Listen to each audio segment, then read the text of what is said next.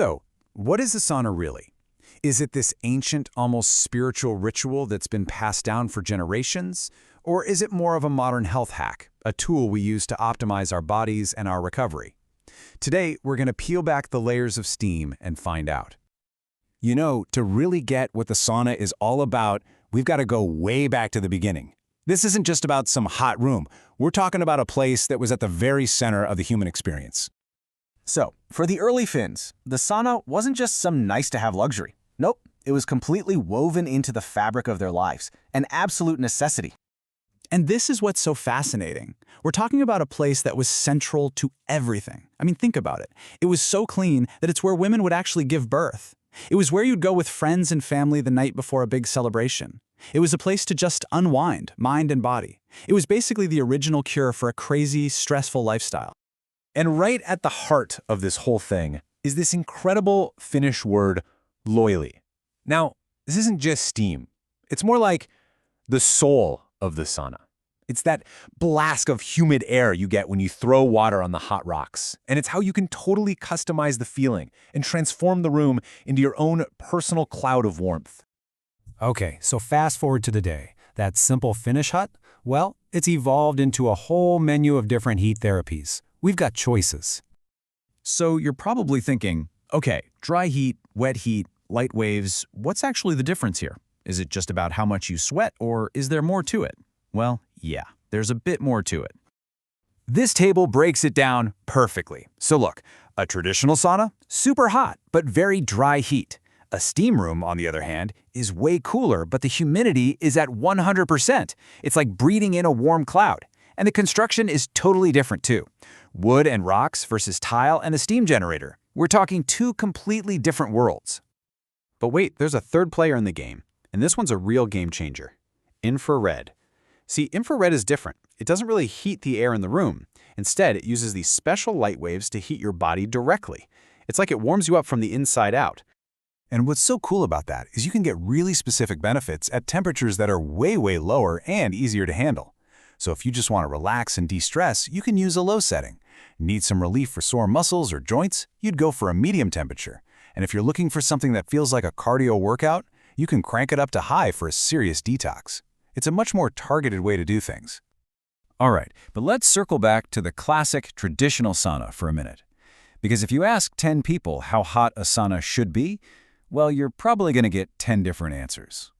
And this chart really shows you that huge range. You've got some folks who like it cooler and milder, for a longer, more relaxing session. Then you have the traditionalists who like it properly hot, right in that classic Finnish range. And then you have the people who push it to the absolute limit. And here's a perfect take from someone in that cooler is better camp. This person is basically saying, hey, the thermometer reading doesn't matter that much to me. For them, it's all about that loili. They can make the room feel incredibly hot just by throwing water on the rocks, even if the air temperature itself isn't scorching. And then you've got the complete opposite end of the spectrum. This person is all about the extreme heat. They're literally chasing a specific biological reaction, these things called heat shock proteins. And yeah, they're willing to get pretty uncomfortable to achieve it. Okay, so this brings us to probably the most important part of this whole discussion.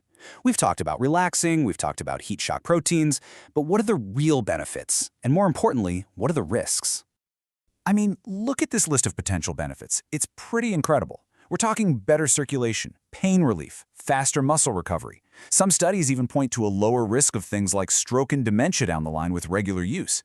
It really sounds amazing. But then you see this number, 42 degrees Celsius. That's almost 108 degrees Fahrenheit. And no, that's not the temperature of the sauna. That was the actual core body temperature of a woman who was found unconscious after spending 45 minutes in one. What happened to her is a terrifying condition called non-exertional heat stroke.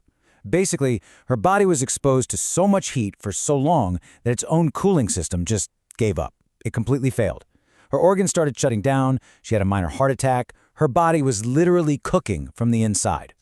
And here's the absolute key. The woman who survived this, she later said she knew what went wrong. She just hadn't drunk enough water that day. I mean, she was a regular sauna user. It's such a powerful reminder that even something you do all the time for wellness can turn dangerous if you're not careful. You have to respect the risks. Now look, the point of that story isn't to scare you away from saunas forever. Not at all. It's about making sure you go in smart. It's all about being informed. And who better to learn from than the Finns, right? They've had this down for centuries. And look at their routine. It's not about staying in as long as you can stand it. It's a cycle. You go in for a bit, maybe 10, 15 minutes. You come out, you cool down, a cool shower, or a dip in a lake if you're lucky. You rest, then you repeat. It's a gentle process, not some kind of extreme endurance test. And this is so important.